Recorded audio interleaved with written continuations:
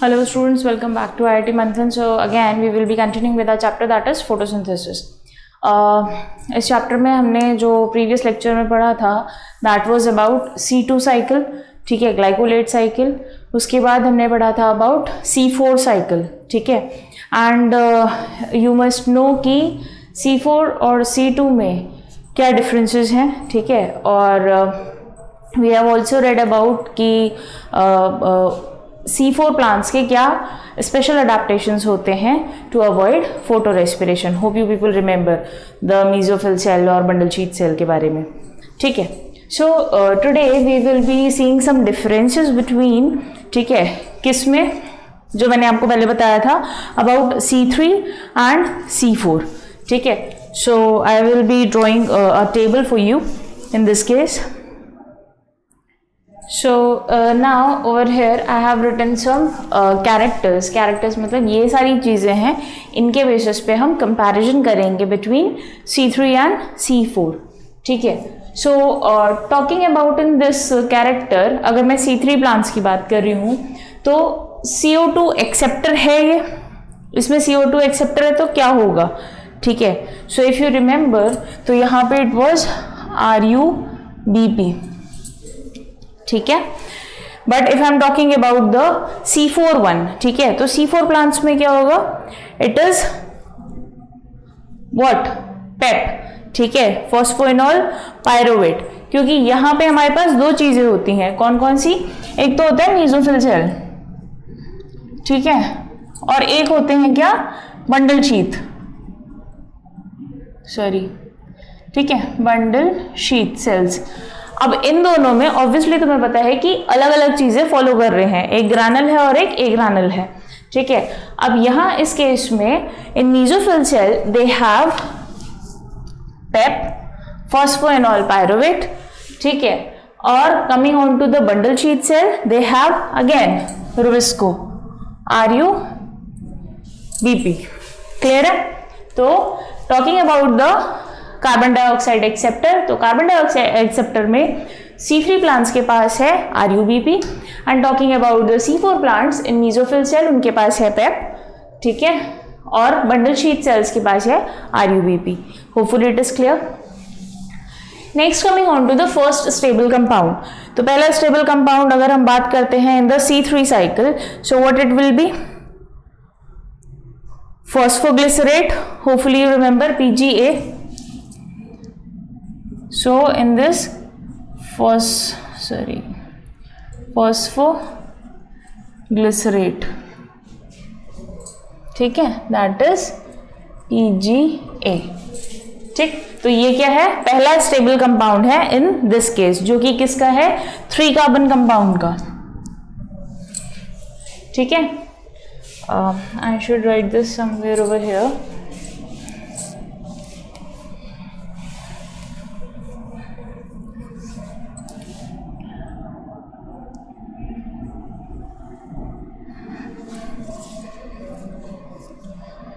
Phosphoglycerate, ठीक है, और 3 कार्बन कंपाउंड है. और दूसरी चीज, if you talk about the C4 plants, तो C4 प्लांट्स में पहला स्टेबल प्रोडक्ट क्या होगा, if you remember, oxaloacetic acid, ठीक है. So it is oxaloacetic acid, जो कि क्या है, OAA हमने लिखा था, ठीक है. And again this is 4 carbon compound. Clear है. First stable compound C3 plants में they you have phosphoglycerate, that is PGA, 3 carbon compound का है.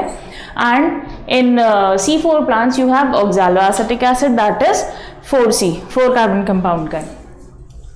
Talking about the types of chloroplast, ये ग्रैनुल और ग्रैनुल की बात कर रहे हैं हम यहाँ पे, ठीक है.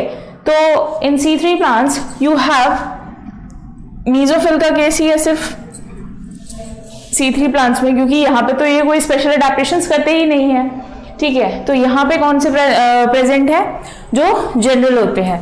सो over here only granal. Clear है. But talking about the type of chloroplast in C4, यहाँ पे तुम्हें पता है स्पेशल अडेप्टेशंस होती हैं, ठीक है। तो यहाँ दो चीजें थी, क्या क्या था, मीजोफिल सेल और बंडल शीथ, ठीक है। Talking about this, mesophyll cell में कौन से थे, ग्रैनल, जहां पे ग्राना था, and in this case you have a granal, ठीक है, क्लियर है। सो यहाँ पे क्या हुआ, टाइप्स ऑफ क्लोरोप्लास्ट में मीजोफिल सेल्स इसमें सिर्फ होते हैं, तो यहाँ पे क्या है, ग्रैनल हो गए, सिर्फ ग्रैनल सेल्स हैं, सॉरी क्लोरोप्लास्ट हैं। टॉकिंग अबाउट दिस, क्योंकि यहाँ पे स्पेशल अडेप्टेशंस है, दो काम में होता है यूज, सो मीजोफिल में और बंडल शीथ में दोनों में क्लोरोप्लास्ट प्रेजेंट है, so it is granal and a granal, clear है। Then coming on to the cycles which are happening in this C3 and C4.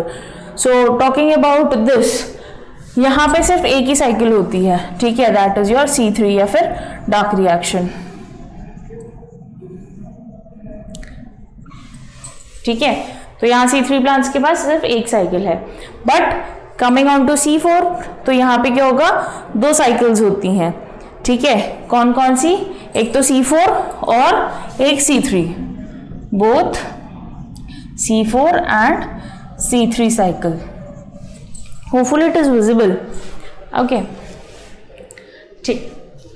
So both C4 and C3 cycle, but talking about the C4 cycle, तो यहाँ पे ये होगी किसमें, तुम्हारे मतलब plant के मीजोफिल में, ठीक है। And talking about the C3 one, तो ये होती है बंडल शीथ में, क्लियर है। Now coming on to the site of C3 cycle, अब तुम्हें पता है कि इन दोनों में तो C3 साइकिल होती ही है। Talking about the site of C3 cycle, तो साइट ऑफ C3 साइकिल अगर हम इसमें बात करें what you call in C3 में, तो क्या होगा, इन द मीजोफिल सेल, ठीक है। But again talking about the C4 plants, तो यहाँ पे C3 साइकिल किसमें होगी, अभी हमने बात करी थी in the bundle sheath cell, ठीक है, बंडल शीथ सेल, क्लियर है, okay. So site of C3 cycle, इसमें तो मीजोफिल सेल में ही होगी और इसमें बंडल शीथ सेल में होगी, clear. Now coming on to the optimum temperature what you have for C3 and C4 plants. Optimum temperature की बात करें तो 10 to 20 डिग्री सेल्सियस तो इन्हें चाहिए, ठीक है, for this reaction to take place. But coming on to this, they have of around 30 degree Celsius, clear है। So optimum temperature in C3 10 to 20 degree Celsius तक, और coming on to the C4 plants they have 30 degree, clear. Number of ATP required पर glucose, ठीक, हमने पिछले lectures में भी पढ़ा था, यहाँ पे 18 ATP रिक्वायर्ड है, ठीक है।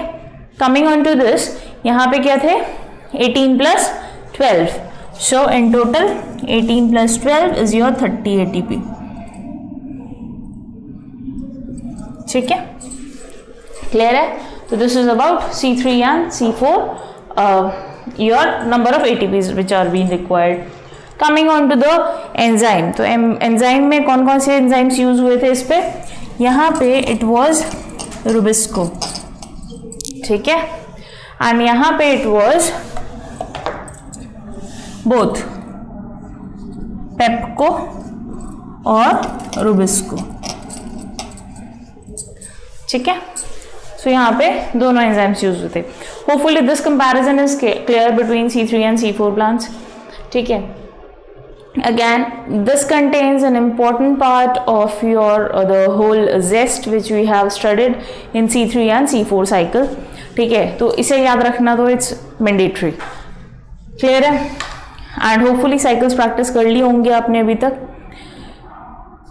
Now coming on to talking about the oxygen, which you know कि यहाँ पे oxygen is involved in both in mesophil, लेकिन C4 plants में bundle sheath में नहीं present होगी, ये I have already told you, So hopefully it is clear till this. Now coming on to the next part in which we have the camp plants. They are again special plants. So यहाँ पे क्या होता है, like C3 and C4, यहाँ पे कुछ और special adaptations हैं, ठीक है. So let us see.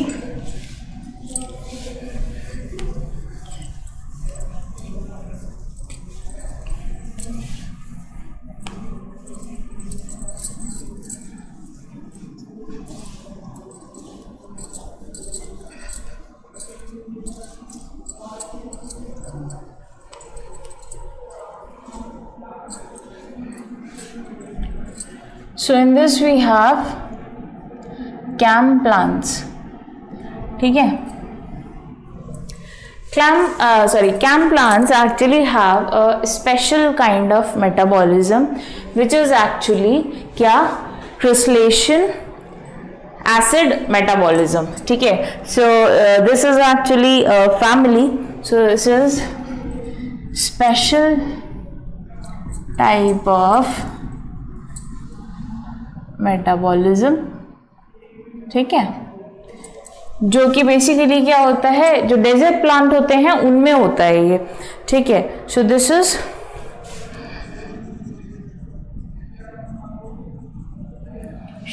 Acid metabolism, ठीक है.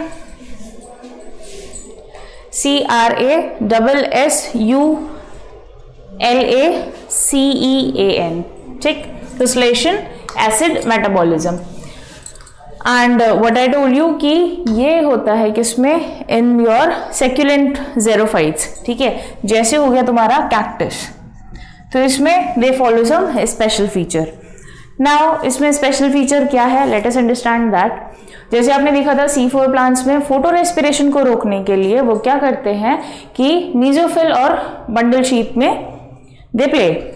अब talking about the camp plants, तो यहाँ पे कैम्प प्लांट के क्या खासियत है, ये क्योंकि डेजर्ट प्लांट है यहाँ पे वाटर लॉस के चांसेस ज़्यादा होते हैं.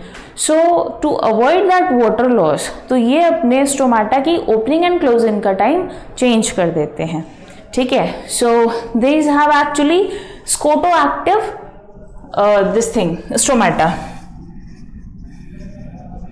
स्कोटोएक्टिव स्टोमाटा, जहां पे क्या होता है, stomata opens during night and close during day time.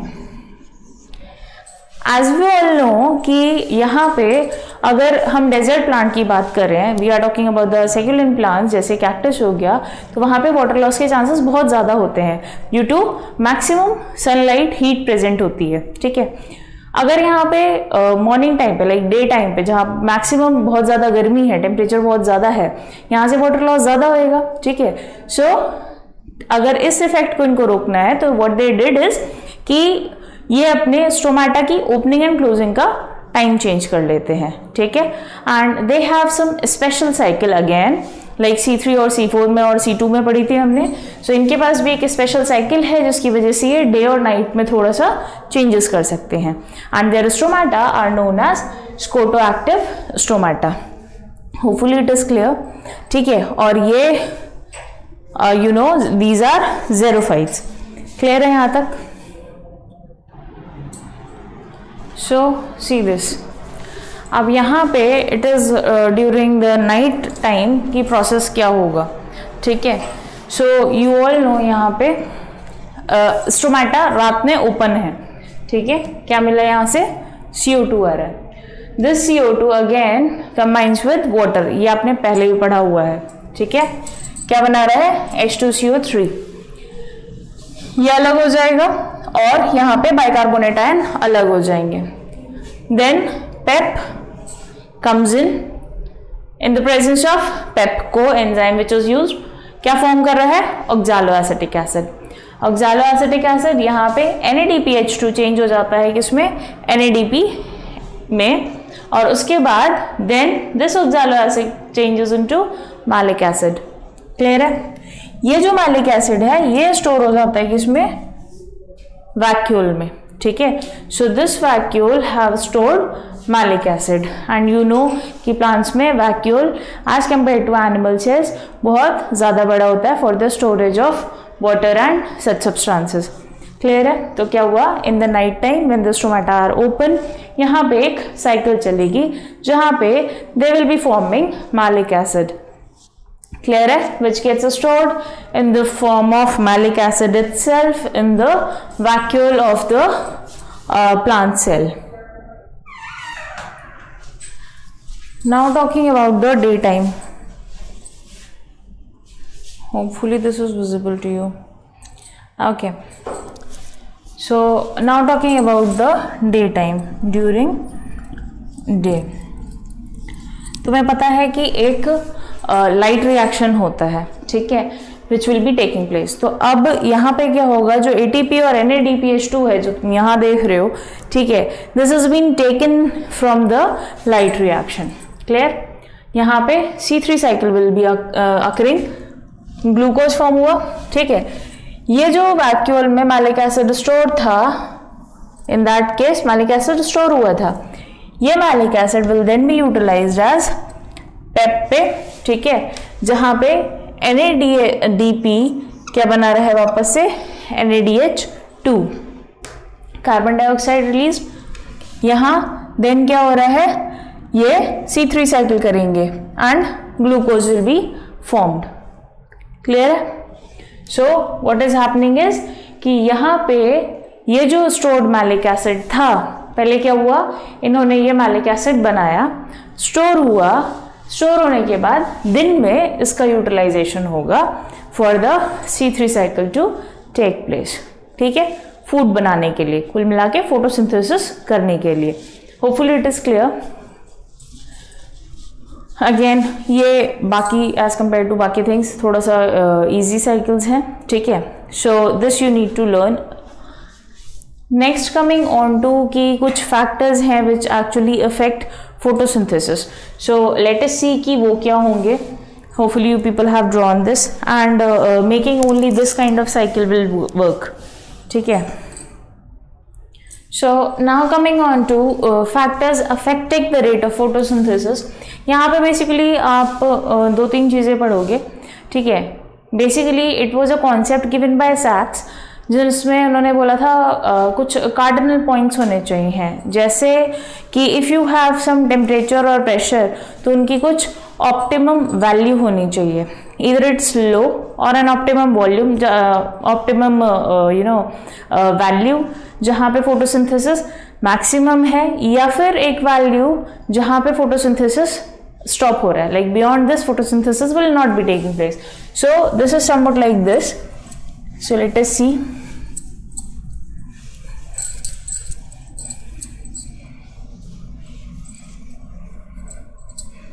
ठीक है.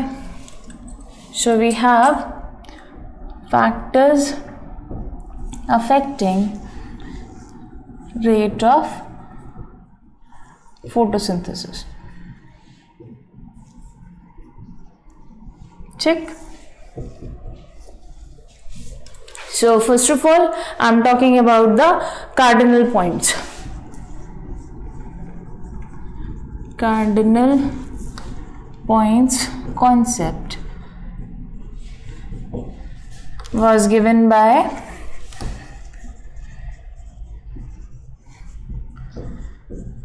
Sachs.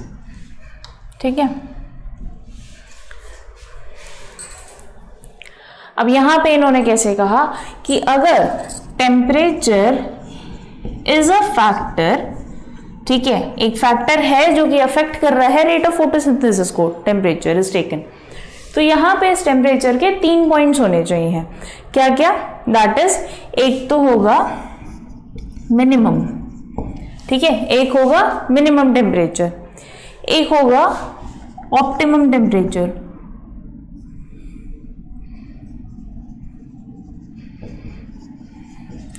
और एक होगा मैक्सिमम टेम्परेचर. ठीक है, तो एक मिनिमम टेम्परेचर जहाँ पे शायद थोड़ी बहुत चीज़ें हो रही हैं, बट एक ऑप्टिमम टेम्परेचर जहां पे भी कम टू नो कि ये टेम्परेचर पे फोटोसिंथेसिस एक मैक्सिमम रेंज को कवर करेगा, ठीक है। सो मैक्सिमम फोटोसिंथेसिस, ठीक है।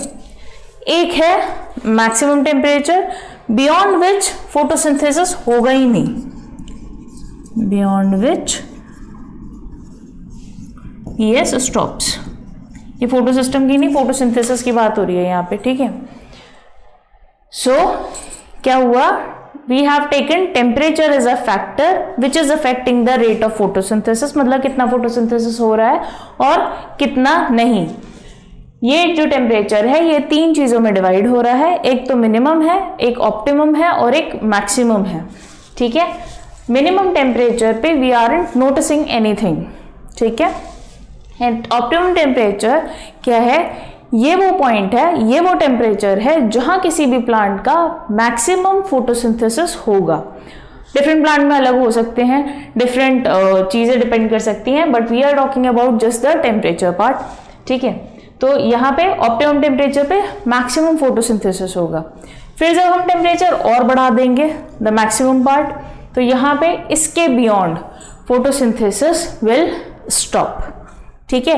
तो यहाँ पे इन्होंने ये तीन डिफरेंट पॉइंट्स दिए हैं कि टेम्परेचर अगर आप नाप रहे हो तो आपको ये चीजें भी ध्यान में रखनी होंगी फॉर फोटोसिंथेसिस टू अकर, मतलब रेट ऑफ फोटोसिंथेसिस जानने के लिए।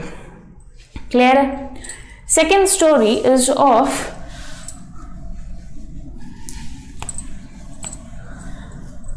यहां पे भी कुछ ऐसी चीजें बोली गई हैं सेकेंड पॉइंट में, जैसे दिस वाज कार्डिनल पॉइंट्स, ठीक है। And the second thing you have about the Blackman's law, ठीक है।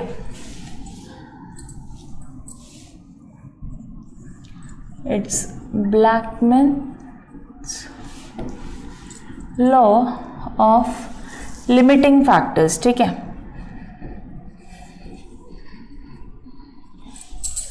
ठीक, तो यहां क्या है, Blackman's law of limiting factor. इन्होंने क्या बोला कि यहाँ पे factors in their main concentration will define the rate of photosynthesis, ठीक है। मतलब I am writing this for you.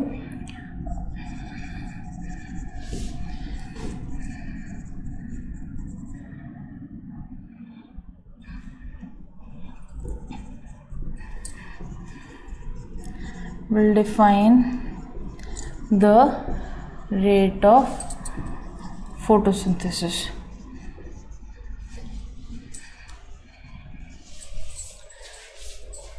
अब यहाँ पे क्या हुआ कि say for example we can take the example of हमारा लाइट। कुछ सॉर्ट ऑफ लाइट पे, जैसे हमने पहले भी पढ़ा है कि एट ब्लू एंड रेड, ठीक है, यहाँ पे मैक्सिमम वेवलेंथ का एब्जॉर्प्शन होता है प्लांट में और मैक्सिमम फोटोसिंथेसिस होता है। They are talking about the main concentration of any factor, let it be light, let it be temperature और XYZ, ठीक है। सो यहाँ पे अगर हम लाइट, कार्बन डाइऑक्साइड और वाटर की बात करते हैं तो if I am taking this and this, so यहाँ पे इनकी एक पर्टिकुलर कॉन्सेंट्रेशन है, सपोज लेट इट बी 10-10-10। इनको डिफाइन करना है कि यहाँ पे rate of photosynthesis will change और नॉट। मतलब कि से फॉर एग्जाम्पल एक पर्टिकुलर प्लांट है, late it B eucalyptus, I am just assuming, ठीक है। उसमें जो लाइट, कार्बन डाइऑक्साइड और वाटर रिक्वायर्ड है, ठीक है, इसकी कंसेंट्रेशन इतनी होनी चाहिए। इससे थोड़ा भी कम ज्यादा होता है, so that will be affecting the rate of photosynthesis in eucalyptus. Clear है। सो हमारे पास दो चीजें थी, कार्डिनल पॉइंट्स और Blackman's law of limiting factor, means they have limited the concentration of that particular factor. अब इसमें concentration of आपका carbon dioxide ज़्यादा भी हो सकता है, वाटर का कॉन्सेंट्रेशन भी ज़्यादा हो सकता है, लाइट का कम भी हो सकता है, दैट टोटली डिपेंड्स। लेकिन यहाँ पे अगर इन फैक्टर्स में ज़रा सा भी कोई चेंजेस आता है तो rate of photosynthesis will decline और will be maximum accordingly. Clear है? तो ये दो बातें कही गई थी। Next coming on to the factors which are actually affecting the photosynthesis, so let us see that.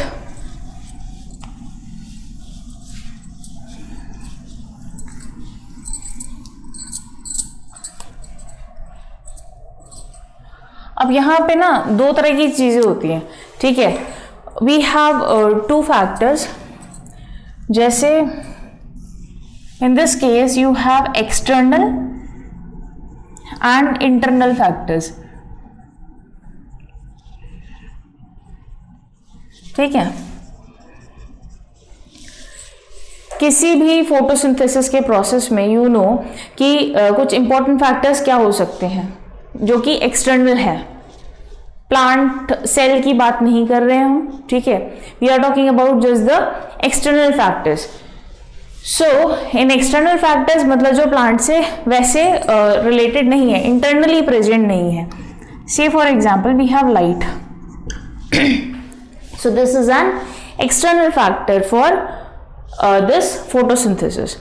Then coming on to, अब इसमें क्या क्या चीजें हो सकती हैं, you can have quality of light, ठीक है। तो एक तो we can take about quality of light,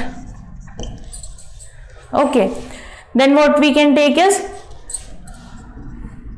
अब इसी चीज में इस एक ही फैक्टर में हम लाइट के बारे में बात कर रहे हैं, which is an external factor. We have quality of light, then we can have intensity of light, ठीक है। ये हो सकता है एक चीज। नेक्स्ट कैन बी ड्यूरेशन, ठीक है, मतलब कि हम कितनी ड्यूरेशन पे दे रहे हैं। सो ड्यूरेशन ऑफ लाइट, ठीक है। So these can be some things which can be there for this, ठीक। तो अब अगर हम बात करते हैं इंटेंसिटी ऑफ लाइट की, तो कुछ प्लांट्स ऐसे होते हैं जो आप घर में भी रख के they can photosynthesize, ठीक है। But some plants need a proper what sunlight, ठीक है। so we have different plants over there. so यहाँ पे we have a factor, external factor, which is light. light में we can have about quality of light, intensity of light और duration कितनी दे रहे हैं हम लाइट की किसी plant को for photosynthesis to take place. तो this can be one thing. Generally अगर आप ड्यूरेशन की बात करो तो 10 से 12 घंटे चाहिए होते हैं किसी भी प्लांट को फोटोसिंथेसिस करने के लिए, ठीक है। Next coming on to the next thing, if you are talking about the external factors, then you can have next factor which can be concentration of CO2, ठीक है। तो CO2 की concentration, again this is an external factor, बाहर से environment से मिल रहा है plant को CO2। सो इस केस में क्या हो सकता है, अगर स्लाइट इंक्रीज होगा CO2 की कॉन्सेंट्रेशन में तो rate of photosynthesis will increase, ठीक है। एंड इस प्रोसेस को कहते हैं CO2 फर्टिलाइजेशन इफेक्ट।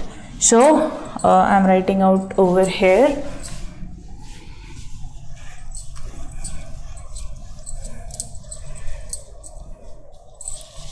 क्या हो रहा है कि अगर CO2 की कॉन्सेंट्रेशन बढ़ती है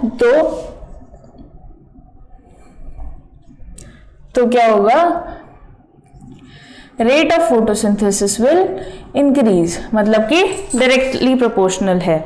और इस इंक्रीज ऑफ फोटोसिंथेसिस को बोलते हैं क्या, कार्बन डाइऑक्साइड फर्टिलाइजेशन।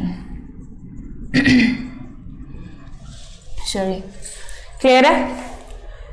CO2 की मतलब अगर थोड़ा बहुत भी इंक्रीज हो रहा है इस कॉन्सेंट्रेशन में तो rate of photosynthesis will increase, and this is known as carbon dioxide fertilization effect, ठीक है। क्लियर है। Next external factor can be oxygen. अच्छा एक चीज़ और है, इन केस ये कॉन्सेंट्रेशन बढ़ती है तो यू नो कि ये फर्टिलाइजेशन इफेक्ट है. If this concentration decreases then it will be basically concentration decreases, sorry. So क्या होगा, if CO2 concentration decreases तो क्या हो रहा है इसमें, ये रेट ऑफ फोटोसिंथेसिस को अगेन रिड्यूस कर देगा. And if this is reducing तो इसको बोलते हैं हम कार्बन डाइऑक्साइड टॉक्सिसिटी. क्लियर है? बढ़ा रहे हैं रेट ऑफ फोटोसिंथेसिस को फर्टिलाइजेशन इफेक्ट, अगर डिक्रीज कर रहा है CO2 तो टॉक्सिसिटी. क्लियर है? Next external factor can be your oxygen. अब अगर हम बात कर रहे हैं ऑक्सीजन की कॉन्सेंट्रेशन की, ठीक है, तो यहां पे क्या होता है कि अगर ऑक्सीजन इंक्रीज करेगी तो रेट ऑफ फोटोसिंथेसिस, और आई am writing photosynthesis will decrease, ये चीज होती है. ठीक है, तो यहाँ पे अगर कॉन्सेंट्रेशन ऑफ ऑक्सीजन इंक्रीज करेगा तो आपका फोटोसिंथेसिस कम हो जाएगा, which is actually known as Warburg's effect. ठीक है, वर्बर्ग्स इफेक्ट. ऑक्सीजन की इंक्रीमेंट पे, कॉन्सेंट्रेशन की इंक्रीमेंट पे फोटोसिंथेसिस का रेट कम हो जाएगा. सो इसको हम बोलते हैं वर्बर्ग्स इफेक्ट. क्लियर है? नेक्स्ट इज अगर कॉन्सेंट्रेशन इंक्रीज करता है, अगर ऑक्सीजन का कॉन्सेंट्रेशन इंक्रीज कर रहा है, so this will be again photo respiration. ठीक है, तो यहाँ पे अगर बहुत हाई ऑक्सीजन हो जाता है, so that will B this will increase the your photo respiration वाला पार्ट. भाई ये फोटोसिंथेसिस के टाइम पे तो हो रहा है, हम फैक्टर्स अफेक्टिंग फोटोसिंथेसिस की बात कर रहे हैं. ठीक है, तो हम डे टाइम की बात कर रहे हैं. अगर ये ऑक्सीजन में वापस से ज्यादा इंक्रीमेंट हो जाएगा तो this will be affecting then photo respiration will be taking place. Hopefully it is clear. Next factor can be temperature. ठीक है, अब यू नो अभी हमने थोड़ी देर टाइम पहले ही बात करी थी अबाउट द टेम्परेचर.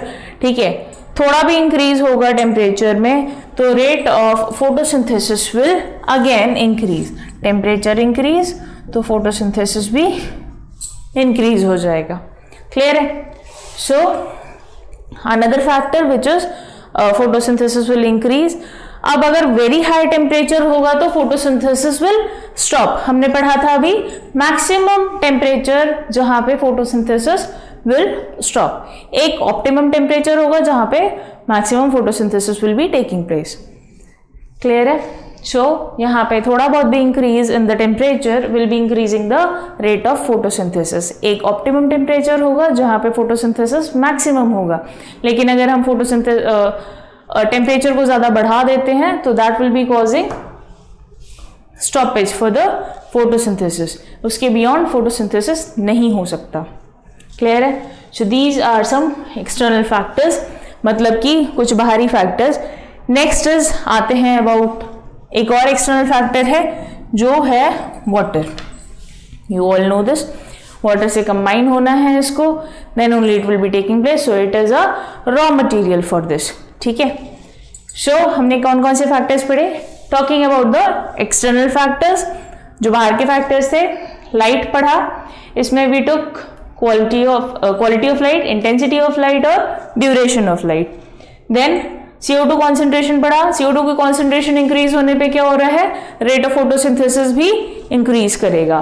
अगर इंक्रीज कर रहा है तो which is known as CO2 fertilization effect. और अगर डिक्रीज कर रहा है rate of this thing concentration of CO2 तो rate of photosynthesis will also decrease, which is known as CO2 toxicity. Then coming on to oxygen. Oxygen concentration में अगर increase होगा तो it is will be decreasing the photosynthesis rate, और इसको हम बोलते हैं Warburg's effect. Then coming on to अगर ऑक्सीजन की बहुत ही ज्यादा हाई इंटेंसिटी होती है तो photo respiration will start.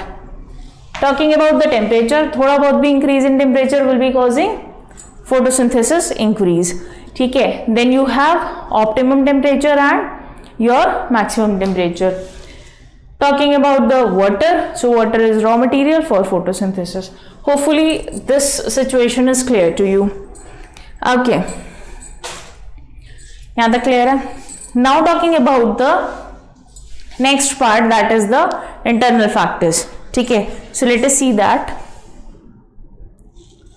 Talking about the internal factors, okay. Hopefully external factors clear हो गए हैं.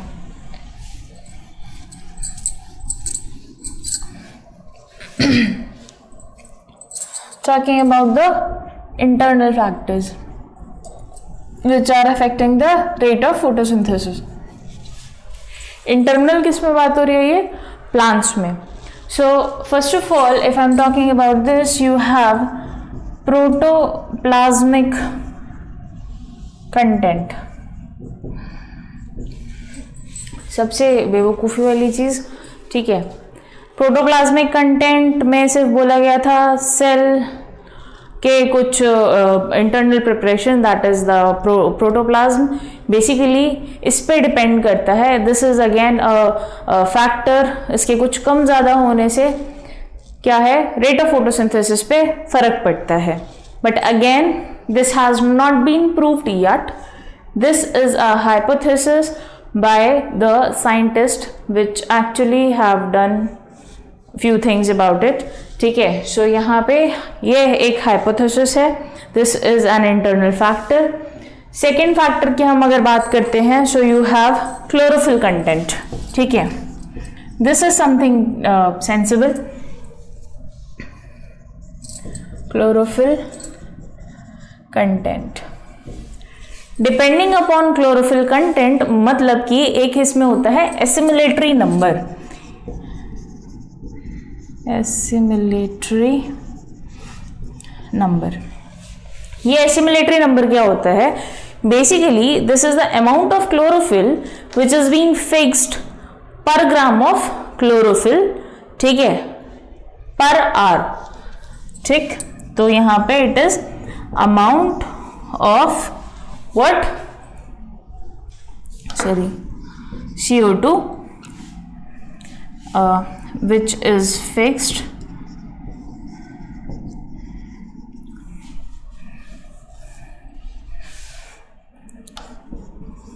per gram of chlorophyll, ठीक है, पर आर. तो ये है तुम्हारा एसिमिलेटरी नंबर. तो क्लोरोफिल कंटेंट डिपेंड करेगा किस पे? एसिमिलेटरी नंबर पे. कैसे? क्योंकि यहाँ पे जो अमाउंट ऑफ क्लोरोफिल है, 1 ग्राम ऑक्सीजन से 1 ग्राम क्लोरोफिल से कितना CO2 विल बी फिक्स्ड 1 घंटे में, ठीक है. So this will be making your assimilatory number. इसलिए तुम्हारा chlorophyll content is mandatory to know. तो ये एक फैक्टर है जिसका कम ज़्यादा होना CO2 के फिक्सेशन को कम ज़्यादा कर सकता है. Depending again on the rate of photosynthesis का रेट कम ज़्यादा हो सकता है, ठीक है. यहाँ तक क्लियर है. Next talking about the number of chloroplast, ठीक है. क्लोरोप्लास्ट बेसिकली वो जगह है जहाँ पे फोटोसिंथेसिस होगा, ठीक है. So I am writing this here. Number of chloroplast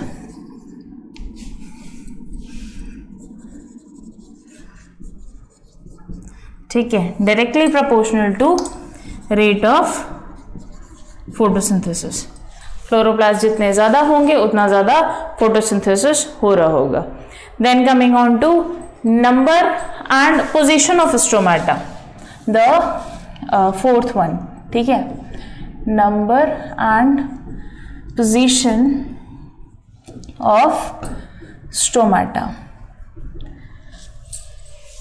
यहाँ पे भी this increases rate of photosynthesis. कैसे? जितने ज़्यादा नंबर ऑफ स्टोमाटा होंगे और पोजीशन स्टोमेटा की, यू नो कि जो टॉप सरफेस होता है इन द रेटिकुलेट लीव्स, जो टॉप सरफेस होता है उनमें क्या है, स्टोमेटा का नंबर कम होता है. Talking about the lower side of that reticulate leaf, उस केस में क्या होगा कि स्टोमेटा के नंबर ज़्यादा होते हैं. ठीक है, सो यहाँ पे this rate of photosynthesis will be increasing depending upon कि नंबर ऑफ स्टोमेटा कितने होते हैं और पोजीशनिंग उसकी किस तरीके से है. ठीक है, so this depends on, this is again an internal factor. Coming on to the next, photosynthate. अब अगर फोटोसिंथेटेज का एक्यूमुलेशन हो रहा है, ठीक है, फोटोसिंथेट मतलब क्या होता है, योर ग्लूकोज एंड सुक्रोज, ठीक है, जो फूड हम बोल रहे हैं. ठीक, सो दैट फूड का जो एक्यूमुलेशन होगा वो अगेन रेट ऑफ फोटोसिंथेसिस को कम कर देगा. ठीक है, so the fifth factor can B food accumulation decreases rate of photosynthesis. Clear है? Hopefully there is no problem till this. ये हो गए कुछ internal factors which you need to know. ठीक है, क्या क्या, प्रोटोप्लाज्मिक, ये हाइपोथेटिकल है. Chlorophyll content depending upon the assimilatory number, जितना क्लोरोफिल फिक्स कर सकता है जितनी कार्बन डाइऑक्साइड को 1 घंटे के अंदर.